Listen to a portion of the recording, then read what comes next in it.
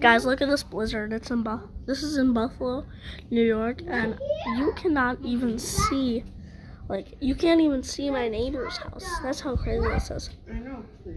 So it's I don't know if you guys can see, but it's windy, super duper windy.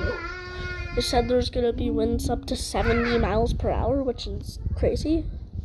So 65 to 70 miles per hour. Just look at my car, it's covered.